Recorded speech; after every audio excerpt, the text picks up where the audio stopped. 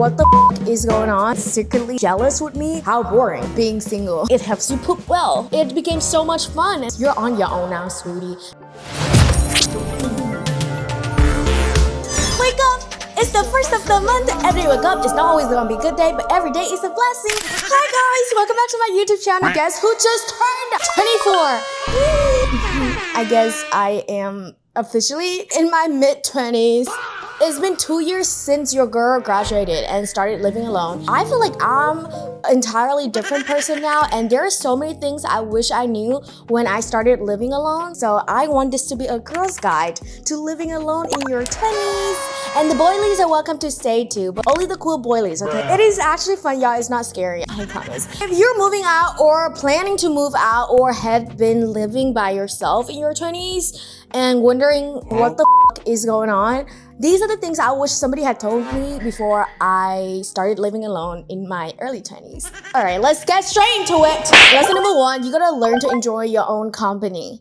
I think it started shifting for me when I was in junior year of college, but before that, girl, I'm the type to go to my besties' rooms to just hang out and sit there even doing nothing because I hate sitting in my dorm room by myself. I just love people and I love to have everyone like me.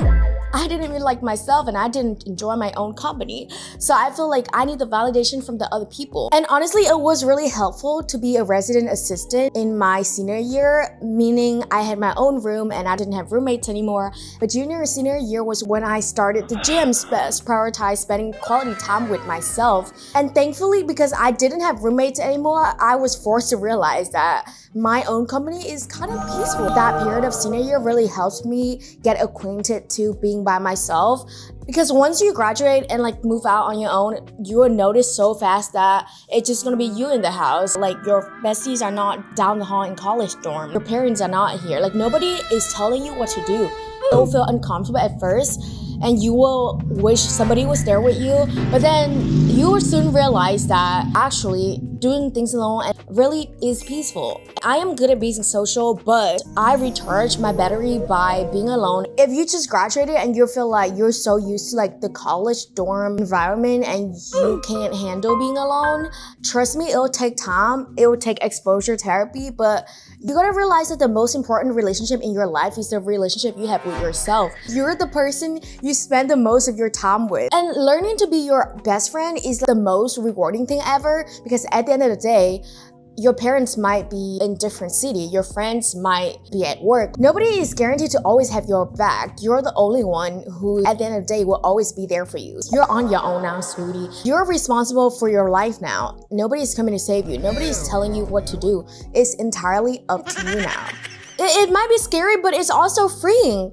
Until this point, like before this, we were in school, teachers told us what to do. Before that, we're living with our family, parents told us what to do. But congratulations, you have reached a point where you're responsible for your life and nobody can tell you what to do anymore. I'd be having nightmares about being in high school and taking exams all the time, but then I woke up and like, thank God, I can wake up whenever the I want and can cook whatever the I want, and I don't have to study physics and chemistry and geography, and how freeing is that? You get to do whatever the you want. Which leads me to lesson number 2, indecision is a decision, because with great power comes great responsibility.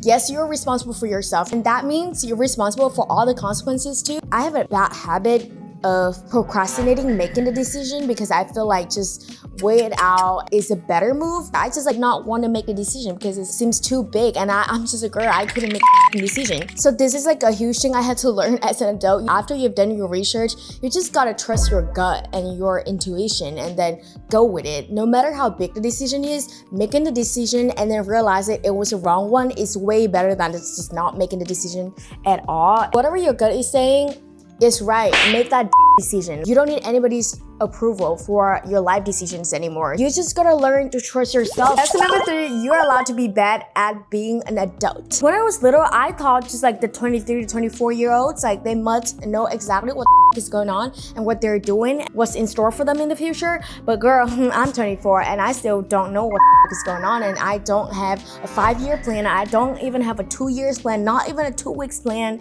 You know, mid-20s is not even like that adult. Before before I graduated college, my biggest job in life was just studying. And now that I'm done studying, I barely have just started getting to know myself and get into the real world. How are you supposed to know everything already? You have only had a few years of being an adult. You're gonna make career decisions that later change.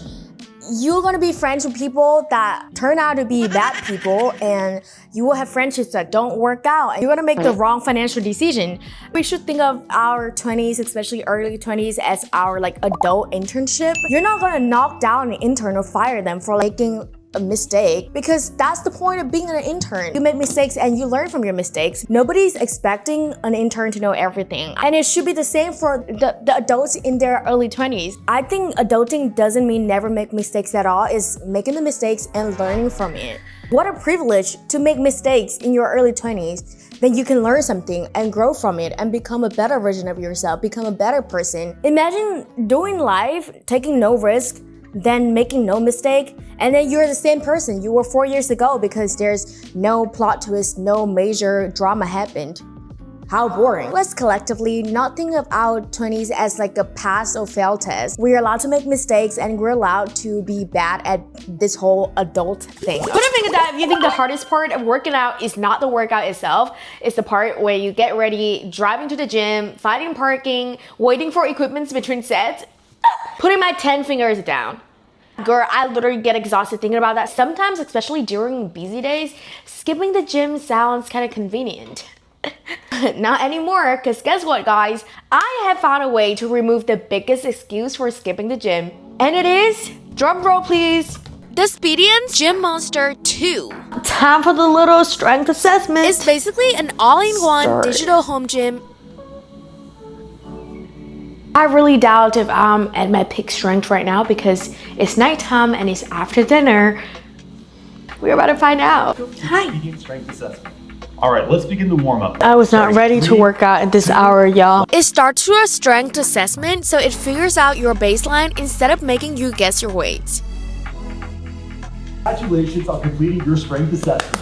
The Gym Monster will provide you with even more scientific and personalized training guidance in your upcoming workouts. Okay, 71 pounds for legs and 44 for back. The legs number actually makes sense, but I usually lift a little heavier on my back exercises. I have never used digital resistance before, so I was actually really curious to see how this would feel. What do you mean changing weight? It's literally just a tap on the screen.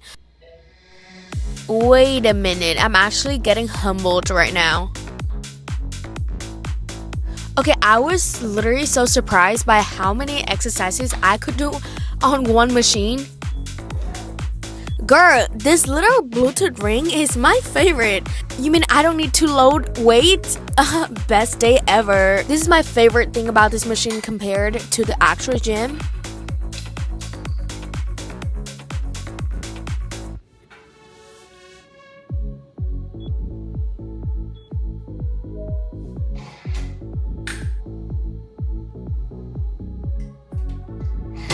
I also tried their eccentric mode. Basically, it adds more resistance on the lowering part of the movement. And girl, I definitely felt that by the end of the set.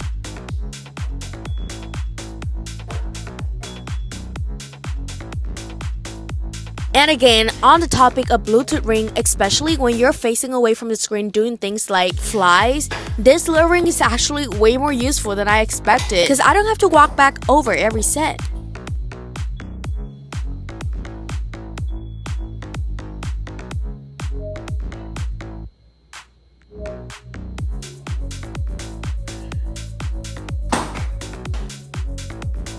Okay, I don't think this is gonna replace the gym every single time, but for those days where going to the gym sounds like such a mission and skipping the gym sounds more convenient, this machine removes almost every excuse. If you're building a home gym or just want something for the days you don't feel like commuting, I'll leave everything linked below with code Nancy. And thank you, Speediance, for sponsoring this video. Next up, lessons I learned about friendships. Well, there's a lot of them. When I tell you I've never thought so much and so deeply about friendships until I moved to LA and lived by myself. This is the first time in your life friendships are not forced upon you by proximity anymore. Growing up as a kid, you're friends with your neighbor kids because of proximity, and in elementary school, middle school, up until college. You're friends with people because of proximity, because of you guys said hi in class or during Freshers Week. It's all just chances and proximity.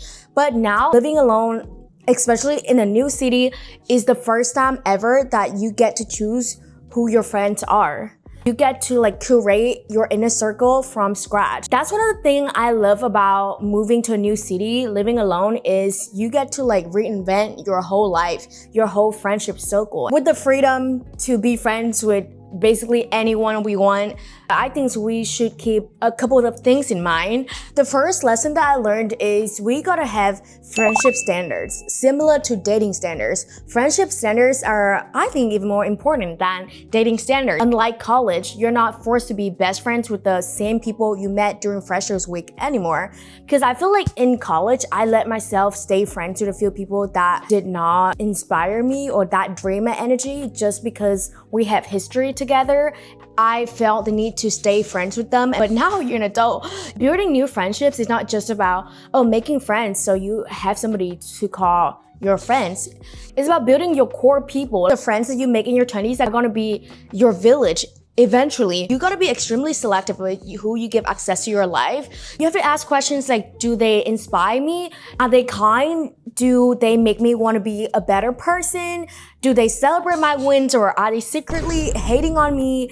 Do they drain my energy? How do I feel after hanging out with them? When I was still in school, I had a lot of friendships when I can feel the secret animosity, and I can feel like that person didn't want to celebrate my wins and secretly jealous with me. As an adult, you can choose to like engaging with these people or not. After meeting people or after hanging out with people for the first time, I stopped asking, do they like me? Like, did I act funny? I stopped performing and I started asking questions. Do I like the version of myself that I become around them? Do I even like them? And remember, you're the average of the 5 people you spend your time with, because these people are gonna shape your standard, your confidence, your habits, your ambition. For example, if you want to pursue an active and healthy lifestyle, but your best friend loves junk food and never works out, chances are you're gonna be influenced and less likely to pursue the active and healthy lifestyle. We need to normalize making it obvious that we like our friends.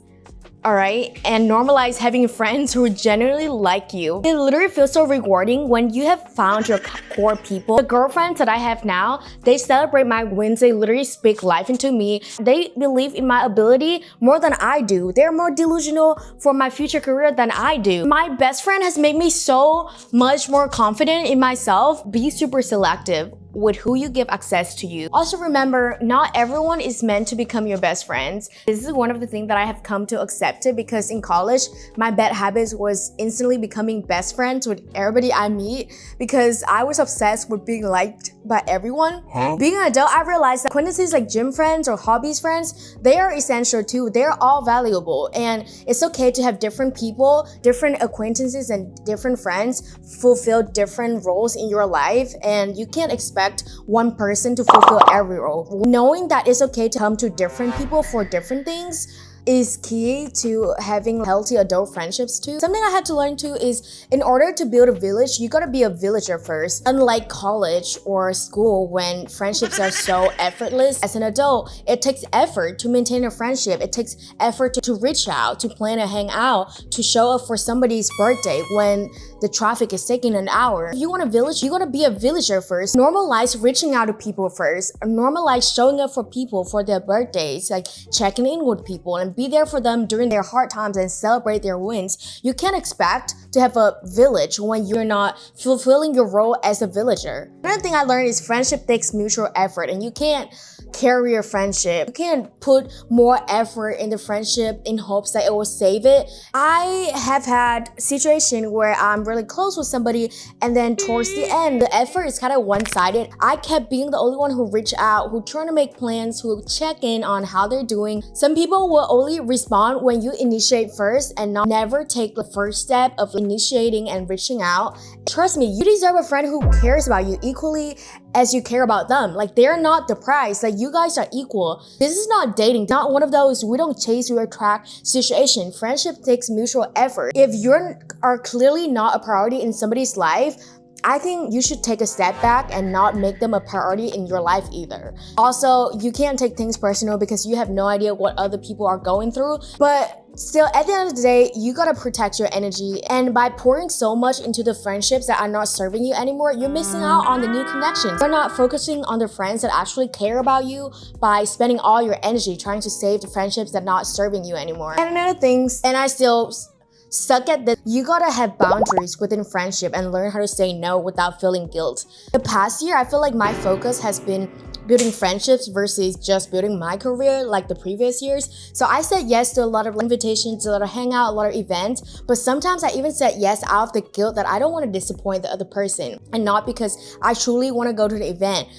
But girl, you gotta protect your energy because your time and energy is everything. If they're a good friend, they will understand that you need to take the time to spend with yourself, or you need to take the time to work on something important to you. If they're a good friend, they're not gonna take it personal when you have to say no to a hangout or like an invitation. It's on you to set the boundary and stick with it. Their reactions are out of your control, but I still suck at setting boundaries and saying no. I keep overthinking about their reactions and how me saying no would make them feel, but trust me, most of the time, they won't feel any type of way or they forget about it in a day or two. Lesson number 5. One of the biggest gifts my 20s gave me was being single. Girl, I have been single my entire life. But it hits different when you're living alone. Most of my friends are either married or in a long-time committed relationship, and sometimes I question myself if I'm missing out on anything in life. Looking back, I'm so grateful that I've been single, especially when I first moved to LA. Well, I'm still single now, but imagine if I was not single, I would not have gone out of my way to meet new people, make new connections and friendships, to just expose myself to new people, new places. I have absolutely become a cool aunt with these different hobbies and side quests because I'm single. Have you seen my single maxing series? I had to learn that being single is not a waiting room.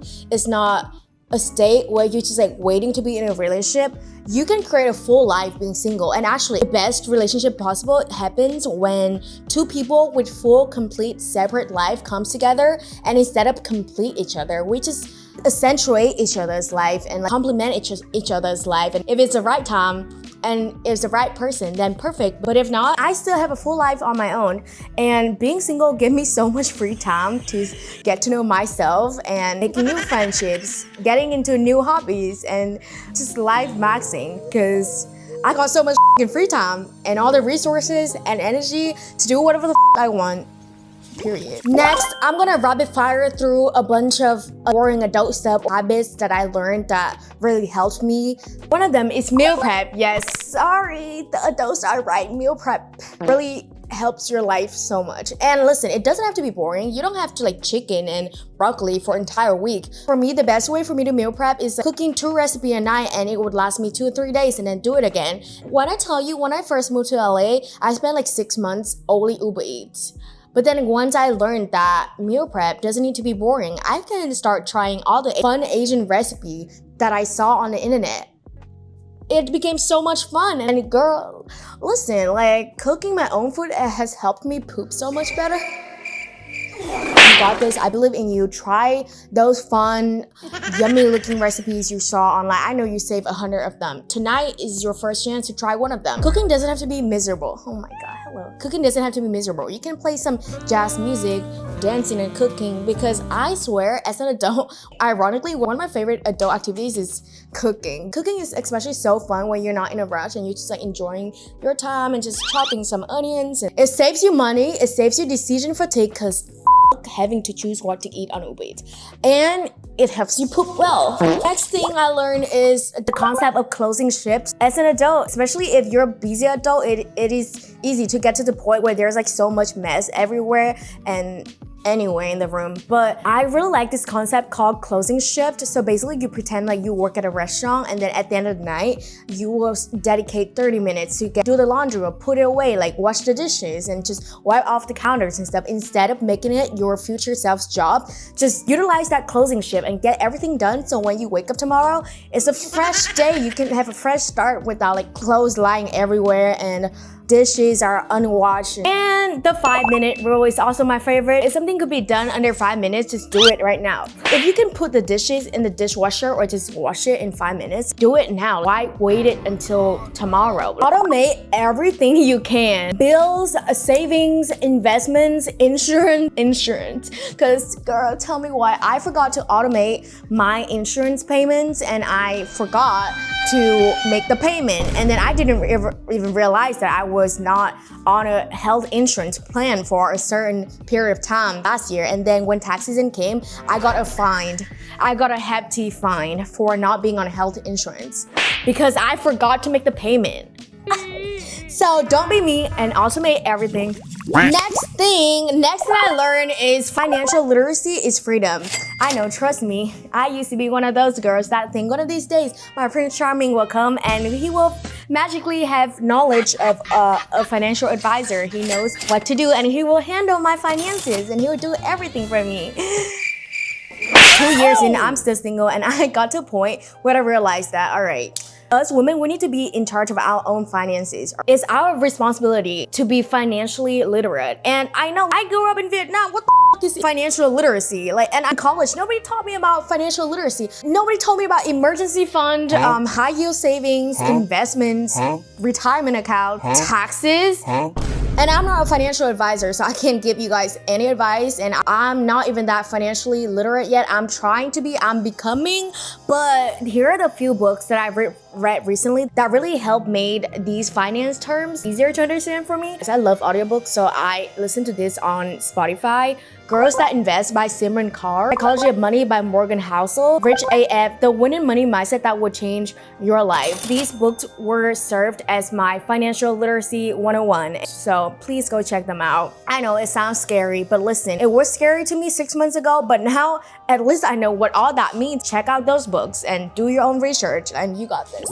The final and last lesson is you gotta build a life outside of your apartment too, because the easiest thing in the world is absolutely become a homebody, especially if you're an extrovert introvert like me who loves my routine and who loves my alone time. It's so easy to work from home, go to the gym, go to groceries, and go home, cook and sleep and do it again tomorrow. Hang out with your cat. Where is he? Where's my cat? You gotta realize that comfort zone is dangerous. The more you're staying in your comfort zone, in your own routine, the less likely you are to grow. You gotta increase your surface area for luck to hit you. Exactly.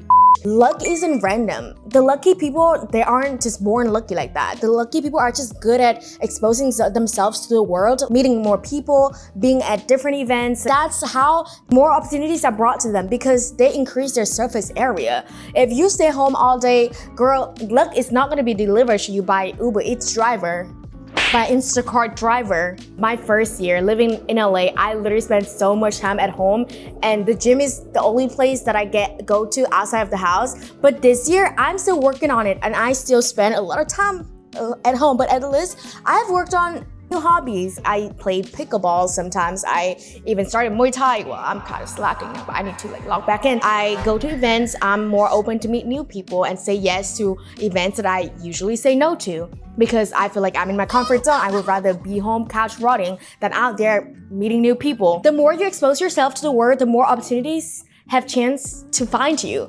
Right. So go ahead and go outside more. Literally go to coffee shops, go to the park, sit by yourself, talk to strangers, say yes more. Be down for something spontaneous. We always want our life to be like a movie, but we never participate in the plot because the main character is busy staying at home, couch rotting. They forgot to go outside and actually participate in the plot. We gotta pretend like our life is a movie and we're the main character. So we're responsible for making the plot happen. And if we don't go outside of the house, how the fuck is the plot gonna find us? Right, yeah, I needed to hear that, guys, because I do be staying in a lot. Yes, it's easier to stay in your comfort zone. Doing hard things is how we grow, and then the more you do hard things, the bigger your portfolio of proof is, and the more likely you'll be doing hard things again. Exposure therapy. All right, I have talked so much today. I just want to end on the note that I'm so grateful I get to live alone, and I got to live alone because of you guys, because of the platform, because of my job. I got to afford living on my own, and living on my own has been the most rewarding experience ever. Like, I just love being a bitch.